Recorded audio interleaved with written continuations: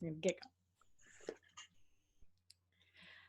Namaste and welcome to Live, Love, Engage. I am Gloria Grace Rand, and I am so glad and delighted that you are here joining us again for another episode of the podcast. And today I'm really excited because I've got a very awesome, interesting woman to talk to, and I know that she's going to be sharing a lot of cool information with us, and you're going to want to make sure you listen to this whole thing. So let me tell you a little bit about my guest, Julie Ryan. She is a psychic and medical intuitive who can sense what medical conditions and illnesses a person has and facilitate energetic healings.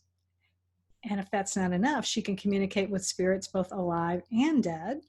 She can scan animals, access people's past lives, and remove ghosts from homes and other buildings. And she can tell how close to death someone is. And she has a book that is called Angelic Attendants, What Really Happens as We Transition from This Life into the Next. And in it, it describes a series of events that involve angels, multitudes of deceased family and friends, spirits of deceased pets, and countless serendipitous and miraculous moments. And I'm in the middle of reading it, actually nearly done, and it was really, really interesting. So I highly recommend it. And not only that, she's got a new book out called Angel Messages for Kids, which is a picture book that has angels answering kids' tough questions.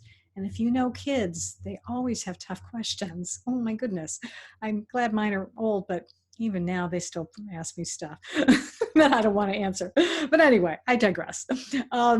Each week, Julie also scans callers on her Ask Julie Ryan podcast, which is heard by millions of people in over 100 countries throughout the world. But not only that, she is a businesswoman and inventor of surgical devices, believe it or not, which have been sold globally. And she has founded 9 companies in 5 different industries. And what is even more interesting, or well, as if that wasn't enough, but what interesting to me anyway, is the fact that her psychic and medical intuitive skills are learned, which I didn't realize that you could do that. So first off, welcome to Live, Love, Engage, Julie. I'm so glad you're here. Oh, what a treat to be with you. Thanks for having me. Yeah, I'm really glad to talk with you and learn, because you definitely have had quite a varied career and life. And I'm especially intrigued by the fact that you actually learned to be a medical intuitive and psychic. So can you share with us how that came about? Sure. As you mentioned, I'm an inventor of surgical devices, and I've always been interested in medical stuff, the medical side of the equation, but I was on the supply side of medical providers, and I have a communication degree. I don't have a medical degree. And I had a friend who gave me a book called Anatomy of the Spirit. Gosh, going on close to 30 years ago. Wow. Gloria, and I read it, and it was by a woman named Carolyn Mace, who calls herself a medical intuitive. And I thought, what the heck is that? I had never heard that term before. Yeah. And so I read it, and I wanted to know more. And back then, we didn't have the internet yet. And we certainly didn't have Amazon. Jeff Bezos had not dreamt up Amazon yet. Right. Or if he had, it wasn't up and running yet. Yeah. And so I did the old-fashioned thing, and I went to a bookstore. And then I found this book called Hands of Light by Barbara Brennan, PhD, who's a former NASA physicist. Wow. Who has parlayed quantum physics, complicated principles, into understandable English for the non-scientific mind. That would be me. And I read that, and I wanted to know more. And she talked about how to use energy fields and how to utilize quantum physics principles to diagnose and help facilitate healing. And I wanted to know more, so I called her school to find out if there was someone in my area that perhaps was a graduate that was teaching, and sure enough there was. And so I studied with that teacher for about 6 years, for a little over 6 years. I'm still in touch with her. Oh, good. She's almost 80. Aww. And I paid the equivalent of what I would have paid to get a doctorate or an MD, tens of thousands of dollars. And now I teach people around the world how to do I call myself a businesswoman who learned how to do woo-woo, and I say I'm a buffet of psychicness because I don't just do medical intuitive stuff. That's most of what I do, Okay. Gloria, just because that's what people ask for help. Yeah. But we can scan you, we can scan your pet, we can talk to your dead grandma, we can talk to your spirit guides, do past life stuff. I mean, whatever, like you said in your intro, it's just all you connect with consciousness, and then you can take it anywhere you want. That's awesome and wonderful. It's fantastic that you've been able to, well, I think, I guess a gift, but a learned gift. So I like that. But can you describe a little bit about how that actually works? I mean, how can you identify medical issues when you're, scanning? I know you mentioned scanning. So um, how does that work psychically, I guess, or energetically maybe? I raise my vibrational level to the level of spirit. It takes me a nanosecond. I turn my abilities on and off. I don't walk around scanning people because I don't believe that's ethical. I can, but I don't. And I close my eyes and I watch a laser beam come from my body wherever I am, and it hooks into the person's body with whom I'm working. Like if I was going to do a medical scan on you, I would watch a laser beam hook into you, and it's my spirit connecting into your spirit, because we're all spirits attached to a body having a human experience. Most of us have heard that term. And Mm-hmm. as I perceive it, the body is inside the spirit and it's all holographic. And then it's enclosed in what I call the energy field membrane, Mm. which is the container that holds the energy that comprises our body and our spirit. And the spirit is the power source for the body, which Right. is why when somebody dies and their body and their spirit separate, their body don't work anymore because it Mm. doesn't have a power source. Yeah, that makes sense. So I connect to the person, and then it's as if I have a hologram of them in my mind's eye, Gloria. Mm. And I am able to see in my mind's eye broken bones, torn ligaments, viral infections, bacterial infections, cancer. I mean, all kinds of diseases and illnesses and stuff like that. It's as if I'm a human MRI. It's like I'm looking at a X-ray or a CT scan or an MRI. So as soon as something's identified, then immediately thereafter there's some type of energetic healing that begins. And Mm. that can take the form of something getting added, something getting removed. I watch procedures all the time that emulate what I saw in operating rooms and other departments in the hospitals and medical providers' offices Right. for all those years. Mm. And sometimes I see healings that utilize methodologies and devices that haven't been invented yet. So Mm. it's really pretty amazing, Right. the things that I get to witness, and how accurate this type of healing can Mm. be. Yeah. I love that. I was thinking as you're talking that I love how in our lives we may start off somewhere and then we sort of pivot somewhere else, but it's really, we're still bringing in what we did before. So the fact that you were, all in the surgical device field and now you become this medical intuitive, I just think it's so perfect how that happens. Because I started out in learning about business when I was in school, but then I got into television and that's was my background. But now I've come full circle where I'm actually in business and I do podcasts on video. So it's all kind of has been woven together. So I love that has happened with you. Well, it's a stepping stone. I think it's like going up a flight of stairs. Each step you build on that and you Mhm. expand out your experiences. And to your point, all those skill sets that you learned in those different industries are all working beautifully together now, and you're expanding out from there and Yeah. building on what you learned in all those other industries. Yeah, absolutely. And so for those of you listening or watching and thinking like maybe you're not even satisfied with where you are right now, be patient because I believe God has a plan. And so as long as you keep your eyes open, something will come around and it might be exactly where now you're meant to be. Um, I want to talk about a little bit about you're mentioning that you can, communicate with spirits, Mhm. both alive and deceased. And as we're recording this podcast, we are dealing with a global pandemic. And I know that a lot of people are scared about it. They're losing their loved ones and to this coronavirus. So what, and maybe you've even been dealing with this even with some of your clients possibly, or things, people you talk to right now. How can you reassure them that, I guess maybe just how to reassure them, because I think, or how to be able to comfort them when they're going through this? Well, great question, and so timely, obviously. I think the first thing to remember, Gloria, is that our spirits all decide when we go, where we go, how we go, who's with us when we go. And people who are dying from COVID right now, vast majority of them have comorbidity issues. Mm. And they're deciding, okay, I think I'm just going to check out now with this. Right. And there's lots of schools of thought right now that the numbers perhaps are inflated because doctors are being told you need to put COVID as the reason for death when a lot of the patients haven't even been tested. Mm. And so they think it's a possibility, so they're putting it down. So I think the numbers are inflated.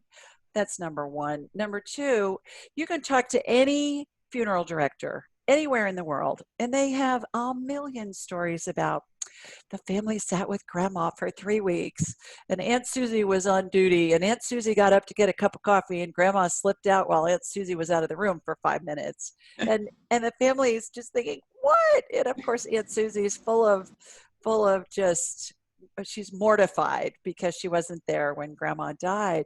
Grandma decided to slip away when Susie was out of the room.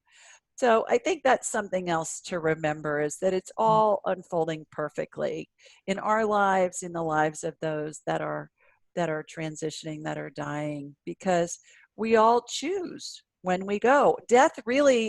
All death is really suicide, because our spirit is choosing when, how, with whom, all of that we're going. So the other thing I think that's really important to remember is that we can communicate with any spirit. So when our loved ones pass, we can still communicate with them. My books talk about that. Right. And I think the other thing is that we're eternal.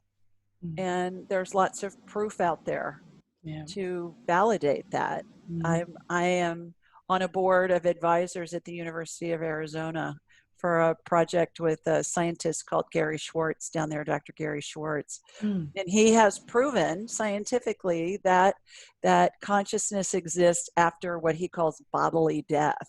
Right. And he's getting ready to do a multi-center study, and he's going to be published in journals and all of that. And I think it's remarkable that a lot of the scientific community is validating what we've all been taught to believe, Yeah. in one way or another. Mm-hmm. Yeah, that's true. And it really does. It goes across different religions, and everyone has different ideas about um, life after death, and that's even what we say. It's life after death in a way, of some form. But there's one thing you did mention, which I thought was so funny, about the comment about that she left the room, and that's when, yeah, because that happened. Not exactly to me, but I was with my sister when she was passing, and she was in the living room in a hospice bed, and I was in the dining room. So essentially, though, really in the same room, but I got on my computer, and I was hearing the death rattle and stuff, and then I got sidetracked with something or other, and then all of a sudden I realized I didn't hear anything anymore, and I went, Michaela, you went and left when I was distracted, didn't you? And it was, yeah. And so, but the hospice people said, oh yeah, that happens frequently. Yeah, Because, it yeah, does. I think I think the way she explained it to me was that I think sometimes the people just, they don't, maybe their spirit doesn't want to have you be there, be that dealing with it. So it's like, they'd rather just kind of like, we'll just slip out while they're, Well, my grandmother did this, yeah. my Meemaw, and I talk about it in Angelic Attendants. And I was with her a half an hour before she died. I was like, Meem, what was that all about? Yeah. And she always said she didn't want to be a burden on anybody. Yeah, that's it. Yeah. That's And so I think there are other situations that we hear from people where that spirit knows, that person who's passing, they know that it's going to be easier for their loved ones if they're not there at the moment that they die right. for whatever reason, or they think it's going to be easier. And so it's all the person who's dying. It's their prerogative Yeah. how it all shakes out. Yeah. But you felt guilty probably, didn't Oh you, for yeah, a I while? did. Oh yeah. Yes, I did Yeah. for quite a I while. know. Yep. I know. Yeah. So Yeah. that's pretty typical Yeah. that I've you're going to I've feel worked through guilty. it. Well, one thing you talk about in the book, you talk about there's 12 phases of transition. What what are those? The 12 phases of transition are different phases that we all go through as we're dying, and we're surrounded by angels and deceased loved ones Mm. who are there to welcome us and support us. I call them the Welcome to Heaven Committee. And they're there to help us transition. And it's comprised of our deceased loved ones, the spirits of our deceased pets, which is really fun, Mm. and then also angels. And so it makes a heart wrenching situation really have a glorious component to it. Mm. And everybody goes through the 12 stages, Gloria, whether it's an instant death, like in the case of a homicide or a suicide, Mm. or whether it's prolonged. And I have a gal that called into my show for a couple of years, and her dad was dying of Alzheimer's for 2 years. Oh And man. he was in phase 11 of 12 for 2 years. Wow. And he just took a long time. But the thing to remember also is that time doesn't exist in the spirit world. That's a human invention, it's a Yeah, human concoction. that's right. So 100-year life maybe not even is not even a blip on the radar screen in Mm. the spirit world. Yeah, that's an important point to remember. Absolutely. What actually I was going to go there, but you know what? I want to talk about pets because I thought that was so cool that you mentioned that our pets there, because I know my husband is very attached to our dogs, and he reads like all the dog books, that come out, the ones with, they've made movies about and things like that.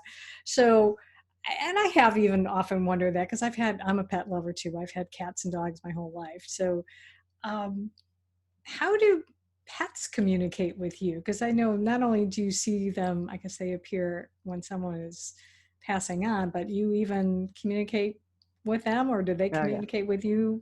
How does Yeah. that work? Whether they're alive or whether they're deceased, it doesn't matter because our heads are like big satellite dishes and we transmit and receive frequencies like radio stations. Mm, You know about frequencies from your TV business, the right. satellite uploads and all that Yeah, kind of stuff, and you tune exactly. it to a certain frequency. So I just tune my head to that pet. I scanned a couple of pets earlier today with clients in Colorado. I'm in Birmingham, Alabama, so they were in Colorado, and I was able to scan their two dogs and their cat. And I think of the cat. They tell me the cat's name. So, for instance, do you have a dog or a cat or both? Two of each, Two of actually. each. Right. Okay, so it's like a farm at your Yeah. house. Yeah, with all those animals. It's like your own little zoo. Yeah, I know. So if I was going to scan one of your dogs, like what's your dog? What's one of your dog's names? Lexi. Lexi. If I was going to scan Lexi, I would connect to you and then from you to Lexi. So I'd watch a laser beam hook into you and from you to Lexi. Mm. And then the same thing, I would imagine having a hologram of Lexi in my mind's eye. And then I could scan her medically. We can talk to her if she has something she wants to tell us. This client earlier today, it was hilarious. You'll love this, Gloria. The cat was saying that it would really prefer little friskies to whatever the cat food was that they were feeding her. And the parents were going, yeah, we're buying this really good cat food. She's like, yeah, it doesn't taste very good. I'd really like a little friskies. You can get it. And the cat said you can get it at Walmart. So I told them that, and they just cracked up and they said, well, it would sure be a whole lot less expensive. Too funny. Oh my goodness. Yeah. I love that. That is too much. Okay, so I had to digress there for a second, but I want to. Let me see. There's so many things I want to ask you. I'm trying to think. let's go somewhere else. Okay. I know you've also mentioned, or I mentioned in your bio, that you also access people's past lives. And I know that's um, an interesting concept, because some people, believe in that, some people don't. And I know even when, my sister, when she was, when we were together a lot, she was asking me, like, what do you believe? And I'm like, I'm not sure. I'm like, trying to figure out what I believe. So um, tell me a little bit about that, and why is it helpful maybe for people to even know about past lives? Well, past lives, again, every spirit has a frequency, and that spirit keeps the same frequency throughout all of its lifetimes. So Mm, I connect to that spirit, whether like if I was going to connect to your spirit, I would right. do that. And then I envision myself in an endless hallway when I do past life scans. I do it differently than most people. No Mm. surprise there. I'm an entrepreneur, right? So I envision myself in this endless hallway, and it has really tall ceilings, Gloria, maybe 40 or 50-foot tall ceilings. It's very Wow. narrow. And lining the walls, floor to ceiling, are 12-inch by 12-inch mirrors. And each mirror represents a different lifetime. Mm. So we'll ask a question like, does Gloria have any past lives in which she was a movie star? You were in the TV business. Okay. Yeah. So and then the lifetimes that correlate with that question, those mirrors that represent those lifetimes will come out the wall from the wall as if it's on a hydraulic arm. And then I'll say, show me the one, because it's fun to see how many of them there are. So that's Yeah. why I always ask that first. Huh. And then I'll say, show me the one that correlates the most with Gloria's current lifetime. And that one will come out the farthest. And then I'll sometimes it's so funny. I correct myself up. I'll envision myself jogging down this endless hallway, to get to the mirror that's way down, Of that's course. on the right side. And then when I get in front of it, I envision myself walking into it, and it's like I'm walking into a movie scene. Hmm. And I'm given where it was, what the year was, what you were doing. Most of the time, what your name was, I get that, and a little bit about what was going on. And Mm. then we'll correlate that with your current life. We'll Mm. say, okay, um, worked for MGM, you worked for Sam Goldwyn back in the day, and you were Right. making movies, and all of that, and Mm. then nuances about that will come in. And the Mm. thing that's so fun about past lives is there a lot of the time we can corroborate the information we get with information online. Mm. One fun story in particular, I have a client who's a CEO of a publicly traded company, big company, and he has cancer. So I've been working with him. So we did a past life scan with him, and he's really good at running things, Mm-hmm. not so good at receiving, how Ah. kind of people are. So we got this past life that in the late 1700s, he was a British admiral Mm. in His Majesty's fleet. He Right. was head of the Atlantic Fleet. He was best known for some big battle with the French, some big naval battle with the French. We got his name, we got all this stuff. We Googled it, and it was all there. The Wow. guy's name, that he was an admiral, all of that. And then we correlated the same thing from that life to his current life. He's an amazing leader. Mm. He, commanded Right. thousands, tens of thousands of Mm-hmm. people, and then the nuances that came over into this life, and we Mm. were able to really compare them, and then that gave him insights about not only the path that he'd chosen in this life, similar main script, Mm-hmm. different nuances, different timeline, different, not in the military, in the corporate world, that kind of thing. But it was all about, he was a really good leader, but he wasn't very good at having anybody help him. Mm. And with this man in this life having cancer that's metastasized, he's got to let people help him. Yes. Yep. Yeah, exactly. Yeah. So it's fascinating, the correlations that we can make. They're Yeah. really fun. Past lives are Yeah. really fun. Yes. I'm feeling called to do this sometime, so I am very curious. But it is interesting when you have cancer, and for some people, like my sister, it was like and that was one of the things she would say. She would say, really, God, you had to give me cancer just to teach me a lesson. I had to ask for help, huh? And it was like, can I do it some other way? But I've come to know that she probably made the agreement that no, this was the lesson she needed to learn this time. And that's probably why, or at least, I don't know. I'm not sure what. I have a little bit of a different take. I have a little bit of a different take on that. Yeah. I think we have, like I was mentioning with this gentleman who was a British naval admiral, we have a basic script, many that we want to explore. And it's not, I'm going to get cancer. It's, I want to explore how to give and receive. And so that's the basic script.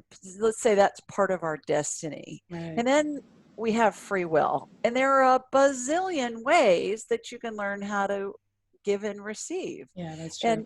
And that's a way that perhaps she chose, her spirit chose to, maybe she was the wife of, the sister of, the child of, the mother of someone who had cancer before, and she thought this round, let's look at it from the perspective of the person who has the cancer. So we're looking at it from a different perspective. Right. There's no, you have to learn, because we're eternal and time doesn't exist in the spirit world. So it's not like we're on a time clock here. Right. We have to learn something.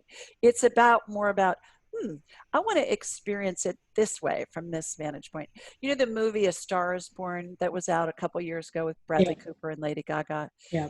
That was the 4th remake of that movie. I know. Yeah, exactly. Did you see the Chris Christopherson and Barbara Streisand one in the 70s?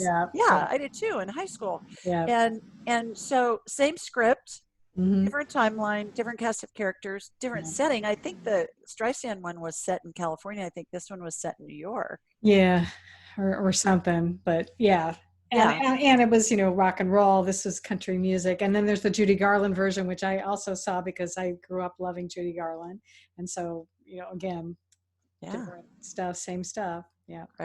Right. So that's how our lives are. I think we explore a basic script from a bunch of different vantage points and different times and different genders and all of that. And then when we're done exploring it, we go back to non-physical and we go, oh, okay, I'm done with that. And then we go cook up something else that we want to come in and explore, and we reincarnate. Very cool. I'm going to ask you one last question before we wrap up, because I'm curious about this. We both were raised Catholic. And so I'm wondering, how do you reconcile being raised Catholic and then doing what you do now? Because it seems to me sometimes, I don't know, and again, this may just be a story I'm telling myself, that they don't necessarily play nicely together. Actually, the Vatican, the Pope, several years ago released an encyclical, which is like a, decree kind of a thing from his popeness, from the Pope, from the Vatican, that psychics and healers were to be welcomed in the parishes because they're doing God's work. Oh, well, very good. Yay. And interestingly enough, my book, Angelic Attendants, is used in Sunday school classes around the country. And it's given of all denominations and synagogues. And it's given, a copy of it is given to every family that comes in to plan a funeral from my parish, my Catholic parish. Nice. And the Angel Messages for Kids book, which, can I show you the drawings, the illustrations? Yes. This is it. It's so cute. The illustrations are just, I have, great. I have moms that send me emails. I've gotten 2 in the last 2 days that say, my 2-year-old has to read this every night before they go to bed. And I love this one. Look at that little girl's picture. I think the whole thing has like maybe 17 sentences in it. None of them are long. It's all about the pictures. But I got a letter from a mom who said, my little boy, who's 2, wasn't sleeping through the night. And I ordered your book and we read it.